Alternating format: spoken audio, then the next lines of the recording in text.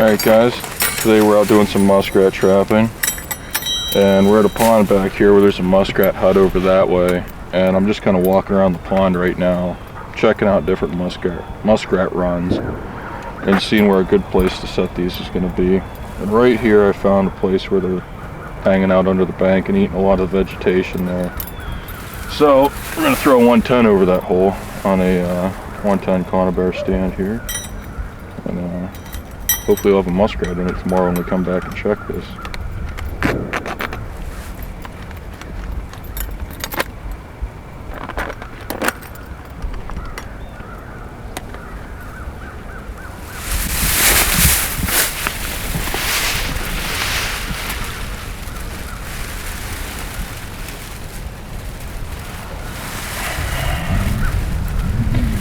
We'll put that right there where they're coming out.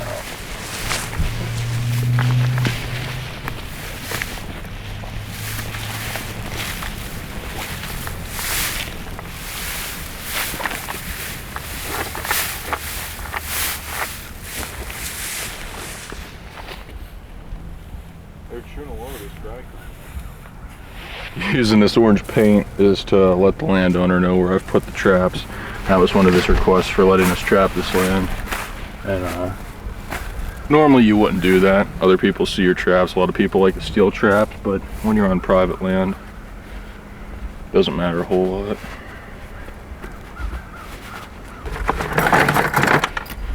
You can see right through there. Nice little pinch point where the muskrats will be coming through that, so we're going to throw another 110 conibear through that. Throw it on the stand. A lot of people would just run a stick down through the spring here on these traps, but I picked up a handful of these stands, or you could even make your own. It's just a couple rods welded together. Pretty easy, and makes it a lot easier when you're setting traps in places and getting them set up.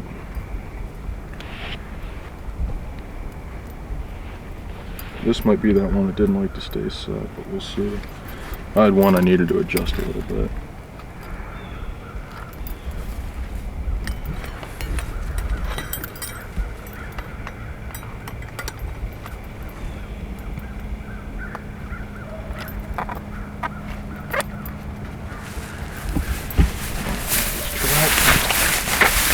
Get right in here with it. Set that right there. And move on to the next one. Straps, little copper tag on there. And in the state of Pennsylvania, it's required that you have your, I believe it's name and address, but I have name, address, and phone number on the trap tag. And I just got these on, I think it was Amazon maybe. It was like, you can get 50 or 100 of them for 10 bucks. And they hold up for years, so that's definitely worth it. We're going to do a few more sets on this since it's right at the muskrat hut here.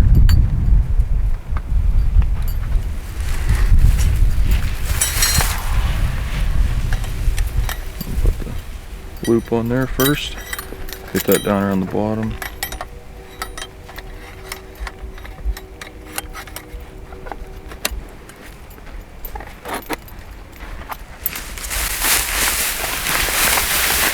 So I was reaching around and I felt right down under this little piece of land here with the travel way.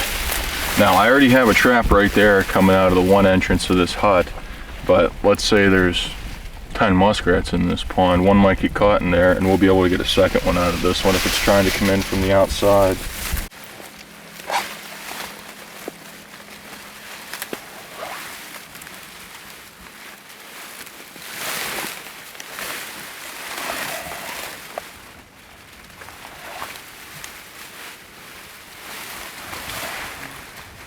Get that set right in there. We'll come swimming under this here.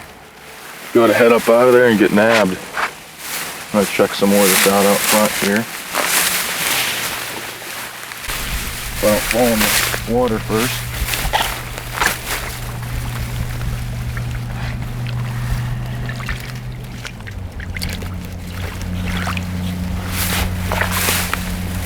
Might set one. Oh, this is kind of a big passageway here, so on a spot like this, it being a little wider, we'll throw a 220 in this spot right here. Get a little bit bigger.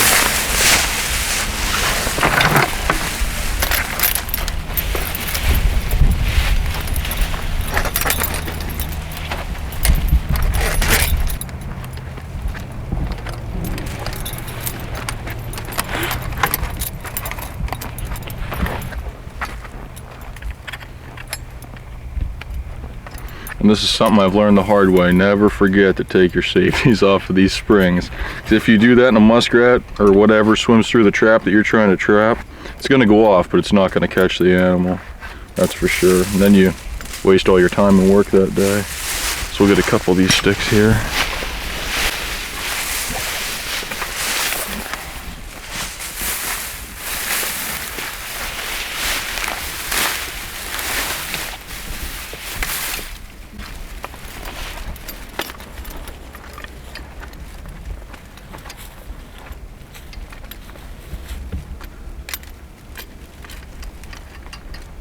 Take your stick or your poles, whatever you have for it, and right through the spring.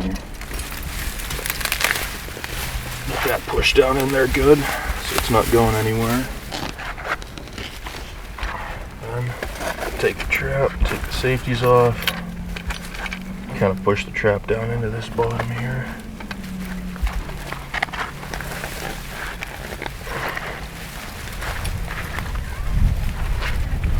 There's another one. Got a pan trap here, old Victor #1, and these are the leg hold trap versus a conibear where the animal swims through the trap and gets caught. We're gonna set these out. I have a handful of them. I'm working on getting some more made up, and take a little piece of apple, hang it out over the trap. Muskrats love apples, they'll come right into that. Boom, foot in the trap and game over for them. Then that bail you see on the back of that, this piece that runs along here, that'll sling up, catch the muskrat's arm so he can't chew his foot out of the trap.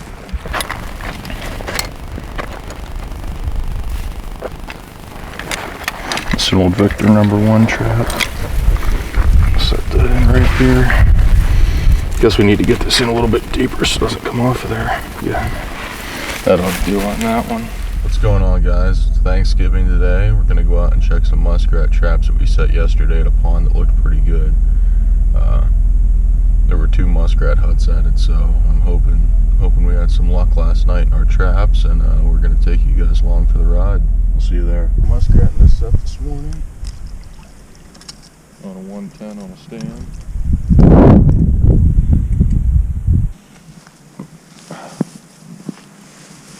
So I felt down in here yesterday, and I could feel it goes under like right.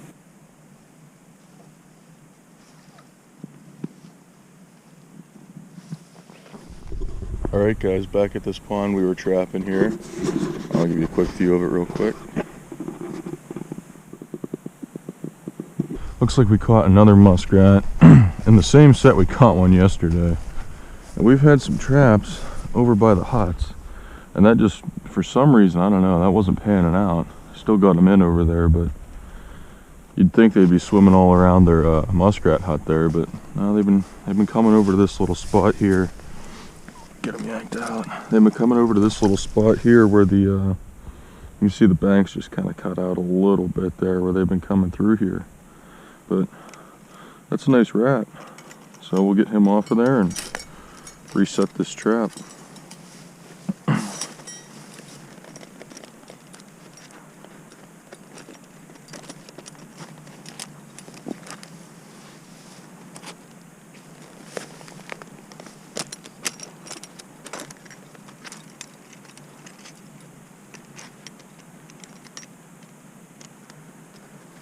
Trap seems to be doing pretty well for us in this spot.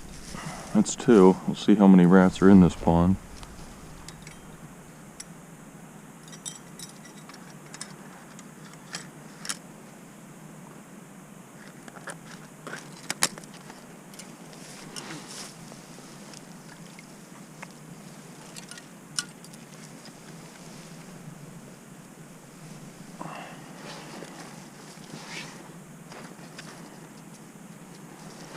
Alright,